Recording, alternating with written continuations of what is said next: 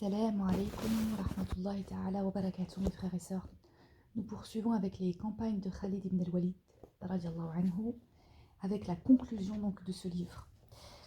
Nous venons de parler des 3 principes de l'art de la guerre moderne et de la manière dont Khalid ibn al-Walid les a appliqués il y a 14 siècles.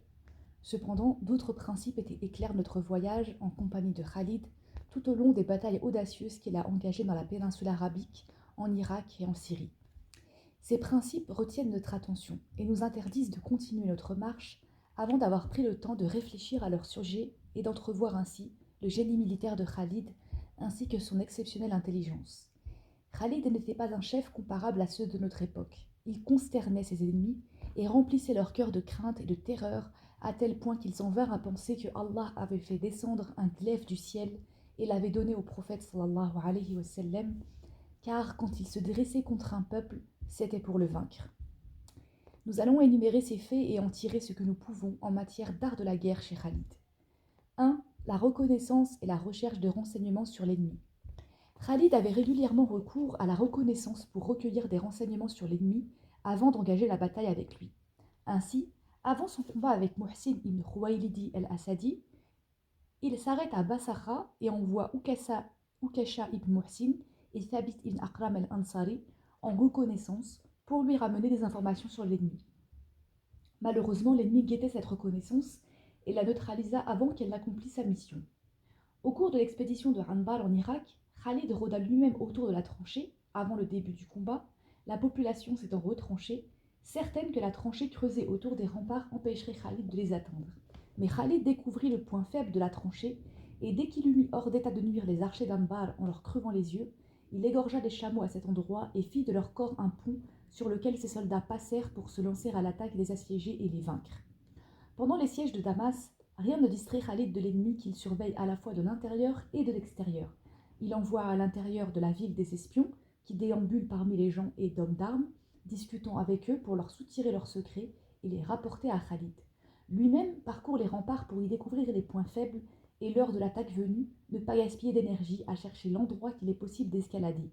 Puis, au meilleur moment, il grimpe au rempart, à l'endroit qu'il avait repéré, se lance à l'assaut de la ville et y pénètre le premier. Quand Khalid et Abu Ubaïda rencontrent Théodore et Shams près des messes et que Théodore trompe la vigilance de l'armée islamique à la faveur de la nuit pour s'élancer vers Damas, Khalid entrevoit intuitivement et grâce à ses éclaireurs le but de Théodore. Il le suit avec une division, le rattrape aux portes de Damas et le terrasse. 2. Évaluation de la situation, sens de l'opportunité, initiative. Khalid était connu pour son sang-froid et sa maîtrise aux heures les plus difficiles. Les situations délicates ne lui faisaient pas perdre ses moyens intellectuels et ne faussaient pas son jugement.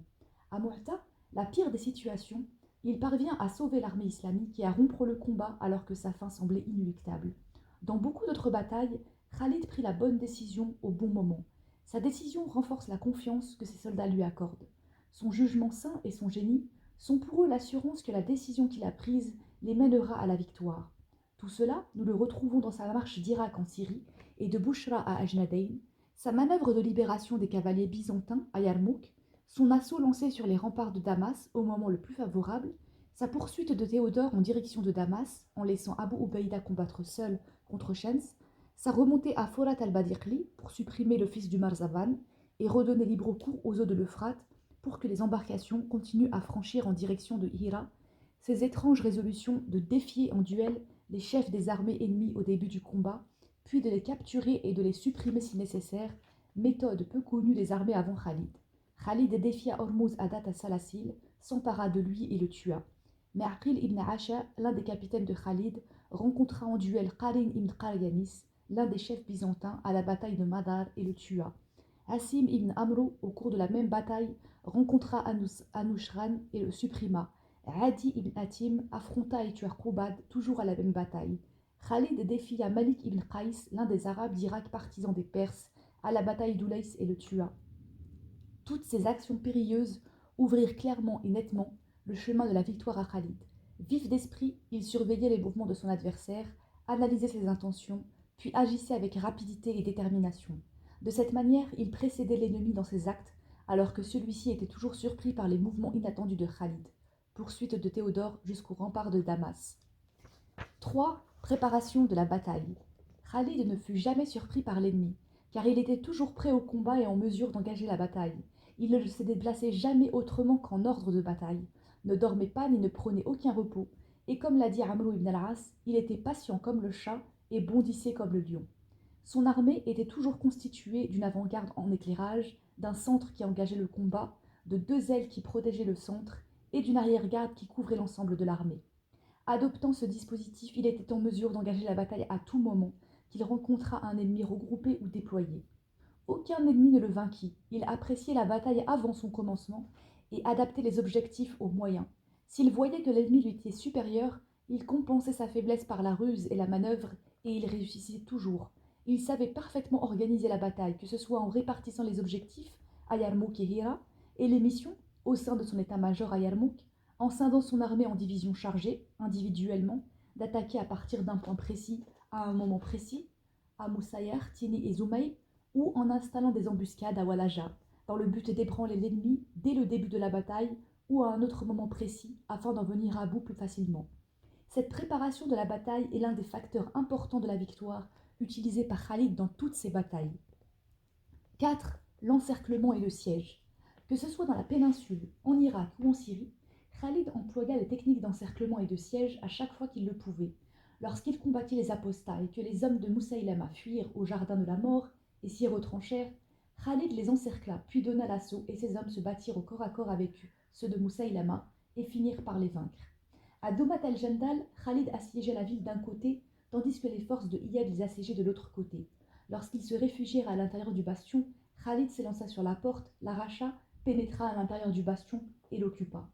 À Tini, Khalid assiégea les hommes de Rabi'a ibn Bujayr al-Taghlibi de trois côtés à la fois avant de leur livrer bataille et de les battre. Il participa au siège de Damas ainsi qu'à celui d'Émès et d'autres villes syriennes. 5. La poursuite. Khalid ne manquait pas d'exploiter la victoire à chaque fois qu'il en avait l'occasion et passait très souvent à la poursuite après avoir défait l'ennemi. Par exemple, lorsqu'il en eut fini avec Toulayha, il poursuivit les reliquats de ses forces et les dispersa. Contre Hormuz, à la bataille de Zat el-Salasil, Khalid ordonna à ses soldats de pourchasser l'ennemi, ce qu'ils firent jusqu'à la nuit pour les exterminer. La poursuite se termina à Jisr el-Azam. À Fihl en Syrie, Siqlar ibn Mikrak, le chef des Byzantins, voulait surprendre Khalid qui assiégeait sa ville. Il sélectionna depuis le bastion un endroit qu'il franchit avec ses hommes et surgit pour attaquer Khalid aux alentours de Fiel. Mais Khalid, qui était sur ses gardes, ressentit ce qui allait se passer et vint à bout de l'ennemi. Il commanda ensuite à son armée de pourchasser les restes de l'armée de Siqlar, qui fut jetée dans les marécages de Fiel. 6. Témérité, goût du danger, confiance en soi et morale élevée. Khalid, sans aucun doute, était épris d'aventure et aimait le danger. Il les poursuivait partout où il les trouvait, et n'hésitait pas à s'y engager s'il considérait que cela le mènerait à la victoire et à la destruction de l'ennemi. Son épopée dans le désert entre l'Irak et la Syrie n'est autre qu'un indice certain de son goût de l'aventure et du danger. C'est aussi un indice de la confiance qu'il avait en lui-même, de sa grande ambition et de son moral élevé. Ambition et morale qui gagnaient l'âme de ses hommes à chaque instant et dans toutes les batailles, et qu'il ne négligeait pas d'alimenter, en donnant à ses soldats des conseils et des recommandations supplémentaires, en les encourageant et en les incitant au combat, au nom de la foi pour laquelle ils combattaient, mais aussi par un comportement exemplaire, portant au plus haut l'abnégation et la patience. 7. Modestie, discipline, obéissance et conscience professionnelle aiguisée. En dépit des victoires qu'il a remportées, des conquêtes qu'il a menées à bien et de la couronne des lauriers qui ceignait son front, cet homme bon et calme resta modeste et discipliné. Il passait parmi ces hommes avant le combat pour s'enquérir de leur morale, les encourager. Il gérait la bataille avec hardiesse et intelligence, avec loyauté et dévouement, si bien que lorsque lui parvint l'ordre de destitution du calife, il ne fut pas décontenancé et ne ressentit aucune animosité.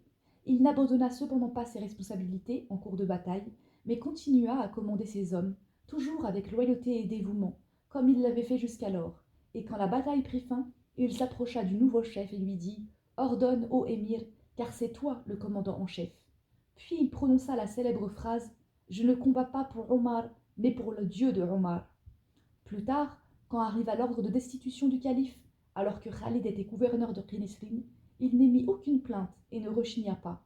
Au contraire, il laissa Bilal lui attacher son turban autour du cou et l'accuser comme n'importe quel suspect de sa tribu devant un quelconque tribunal. Tant et si bien que lorsque son innocence fut prouvée, Bilal détacha le turban et dit: Nous écoutons nos dirigeants et nous leur obéissons, mais ce sont nos champions que nous vantons et que nous suivons. Khalid et les autres 8. Khalid et les autres chefs historiques. Khalid et Héraclius, Mohammed Shah, roi du Kharzem, Napoléon, Frédéric de Prusse, manœuvre par les lignes intérieures. Au travers de notre étude des batailles de Khalid, marche d'Irak en Syrie et bataille d'El-Nadaïm, nous avons précisé que lorsqu'il arriva à Yarmouk et eut comparé la situation des divisions islamiques qui y étaient positionnées à celle de l'armée byzantine stationnée en Palestine et à Antioche, il décida de se diriger d'abord vers l'armée byzantine de Palestine pour la battre à Ajnadaï, et ensuite de revenir s'occuper de l'armée la plus importante à Yarmouk. Héraclius tenta d'utiliser cette manœuvre appelée manœuvre par les lignes intérieures contre les divisions islamiques stationnées en Syrie et avant l'arrivée de Khalid. Mais elle ne fut pas couronnée de succès, du fait des difficultés rencontrées par ses troupes pour se déplacer et de la lourdeur de leurs équipements, et aussi parce que les chefs arabes avaient deviné son plan et s'étaient tous retirés en direction des faubourgs de Bousra pour s'y regrouper. De nombreux chefs de guerre utilisèrent cette manœuvre à la suite de Khalid. Il en fut ainsi de Mohammed Shah, roi du Kharezm, avec Gengis Khan, au début du XIIIe siècle. Il échoua pourtant à cause de la lenteur de ses déplacements et de la rapidité de ceux de Gengis Khan. De Frédéric II, roi de Prusse, qu'il utilisa à la bataille de Leuthen en 1757, et Napoléon Bonaparte pendant ses batailles contre les armées de la Troisième Coalition, qu'il vainquit à 2 reprises, un à Ulm et Austerlitz en 1805, comme nous le verrons plus loin. Khalid, Rommel et Eisenhower, manœuvre d'intoxication. Nous avons vu comment Khalid eut recours à une manœuvre d'intoxication pour sauver l'armée islamique lors de l'expédition de Mu'tah, quelle mise en scène il utilisa pendant la nuit, provoquant un immense brouhaha à l'aide de la cavalerie musulmane derrière les rangs d'infanterie, puis en intervertissant l'aile droite et l'aile gauche, l'avant-garde et l'arrière-garde, pour lancer à l'aube des attaques successives, faisant croire à l'ennemi qu'aide et renfort lui étaient arrivés. Et finalement, il replia les 2 ailes sous la couverture du centre, puis le centre sous la couverture des 2 ailes. Nous retrouvons le même type de manœuvre pendant la Seconde Guerre mondiale, alors que Rommel, génie d'une grande virtuosité et d'une intelligence aiguë, avait été nommé chef de l'armée allemande en Afrique du Nord.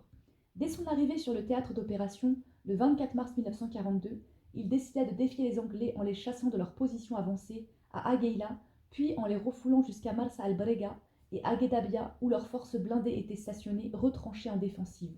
Le 31 mars, Rommel lança une offensive frontale sur cette position et rencontra une farouche résistance. Il eut alors recours à la ruse. Il tourna autour de la position dans un couloir sablonneux et étroit. Ensuite, il maquilla des camions pour les faire passer pour des chars et utilisa des dispositifs pour produire un épais nuage de poussière, faisant croire à l'ennemi qu'un important corps blindé arrivait vers lui et provoquant du coup son repli. En avril de la même année, le général Ritchie, commandant la 8e armée britannique, stationnée dans le secteur s'étendant de Ain al-Ghazala à Bir Hakem, Rommel était bien décidé à lancer l'offensive générale sur les forces ennemies qui s'y trouvaient. Cependant, il ne détenait pas la supériorité nécessaire. Il utilisa encore la ruse quand les avions de reconnaissance britanniques observèrent des colonnes de blindés allemands rassemblés vers Razala, ce qui convainquit définitivement Ritchie des prétendues intentions de Rommel d'attaquer dans cette zone et l'amena à se préparer à l'y contrer, alors que le général Crouel, l'ami personnel de Rommel, passait en réalité à l'offensive devant Ain al-Ghazala et que les forces principales de Rommel apparaissait tout à coup devant Bir Hakeim. La vérité apparut trop tard à Ritchie. Les colonnes qui avaient été observées de jour rebroussaient chemin la nuit, les regroupements observés étaient constitués de chars en tissu, et les épais nuages de poussière étaient provoqués par les moteurs de vieux avions inutilisés que l'on avait montés sur des camions et fait tourner à cet effet. Une opération d'intoxication similaire a été menée par le général Eisenhower en Europe. En avril 1944, on observa des activités donnant à croire à un débarquement des Alliés sur les plages du Pas-de-Calais. Ce n'était en fait qu'une mise en scène montée par Eisenhower, alors chef de l'armée alliée dans cette région, et visant à leurrer l'ennemi et à détourner le regard des Allemands de l'emplacement du véritable débarquement. Les Allemands positionnèrent un grand nombre de leurs divisions sur les plages du Pas-de-Calais, au nord de la Seine, et à peine 6 semaines plus tard, dans la nuit du 5 au 6 juin 1945, le célèbre débarquement de Normandie connaissait un immense succès, tandis que le commandement de l'armée allemande s'obstinait à penser que le véritable débarquement était celui du Pas-de-Calais et conservait une grande part de ses effectifs sur ces plages. Khalid et Napoléon, la marche dans le désert. La marche de Khalid d'Irak en Syrie et la traversée du désert pendant 5 jours et nuits ont fait l'objet d'une étude particulière et détaillée. Nous trouvons dans l'histoire militaire un exemple comparable de marche avec Napoléon Bonaparte, au début du XIXe siècle. En 1804, après avoir été sacré empereur de France, il tire parti du traité d'Amiens, signé en 1802, pour monter à Boulogne, porte des côtes de la Manche, une armée considérable qu'il appellera la Grande Armée. Son ambition était de débarquer cette armée sur les plages anglaises pour attaquer dans son fief son ennemi juré, l'anglais. Il se tenait cependant informé des nouvelles de la coalition, la troisième coalition, qui s'était dressée contre lui et qui regroupait l'Angleterre, l'Autriche, la Russie, la Norvège et Naples, et décida de détourner l'attention de son projet de traversée de la Manche. À la place de Londres, il fit passer Vienne pour son objectif, puis se retourna pour affronter ses adversaires en Europe centrale et battit leurs armées à l'occasion des deux célèbres batailles d'Ulm en octobre 1805 et Austerlitz en décembre de la même année. Pour arriver au champ de bataille d'Ulm d'abord et d'Austerlitz ensuite, Napoléon suivit un plan de marche étonnant pour des armées qui n'étaient pas concentrées et dont les effectifs atteignaient environ 450 000 hommes répartis entre l'Europe occidentale, à Boulogne en Bretagne, en Hollande et à Hanovre, et l'Italie, Lombardie et Corse. En effet, si les itinéraires que suivaient la plupart des corps d'armée étaient à peu près sûrs de Boulogne, la Bretagne et Paris jusqu'à Strasbourg, sur le Rhin, il n'en était pas de même après la traversée du Rhin en direction du Neckar en Allemagne, sur le front Stuttgart-Würzburg, et après le franchissement du Neckar en direction du Danube, sur le front Heidenheim, Donauwörth, Ingolstadt, où la progression en plein territoire ennemi devenait dangereuse et aléatoire pour les flancs et à proximité de l'arrière-garde. Khalid et von Sanders, la manœuvre de libération. On trouve dans l'histoire militaire contemporaine, 13 siècles après Khalid, une opération similaire à la manœuvre de libération réalisée par Khalid à Yarmouk au 7e siècle pour libérer la cavalerie byzantine en lui ouvrant un passage, isoler l'infanterie et la frapper. Nous sommes pendant la Première Guerre mondiale sur le front palestinien des armées germano-ottomanes, plus exactement en mai 1918. Une division de cavalerie anglaise placée sous le commandement d'Allenby occupe Salt, ville située à l'est du Jourdain, et en expulse la garnison ottomane. Le général allemand Leymann von Sanders, commandant du front, chassa cette division de la position et la reprend. Il attaqua Salt avec la 4e armée et la 3e division de cavalerie ottomane en lançant une offensive frontale de l'est pendant que les autres forces turques franchissaient le pont de Damia pour prendre à la gorge la division anglaise stationnée au nord et à l'ouest de la position. Bien que l'encerclement de cette division était facile à cet endroit, le chef allemand préféra alors faciliter le repli pour diverses raisons. La plus importante étant peut-être que son armée était fatiguée et ne supporterait pas les terribles coups que lui porterait la cavalerie assiégée et qui lui causeraient des pertes importantes. Il choisit donc de s'emparer de la position sans combattre et laissa à la cavalerie assiégée une porte de sortie. Il atteignit ainsi son objectif. Il ne serait pas étonnant que le chef allemand ait tiré son plan de l'histoire militaire de Khalid, car un autre Allemand, le général Goltz, chef de l'un des fronts germano-ottomans pendant la Première Guerre mondiale, déclara à propos de Khalid « Je m'inspire de lui dans l'art de la guerre ». Sachant tout cela, peut-on encore penser que c'est sur un ton de reproche que le calife Abou Bakr déclara à son sujet « Les femmes ne mettront plus au monde d'hommes comme Khalid ». Wassalamu alaikum wa rahmatullahi ta'ala wa barakatuh.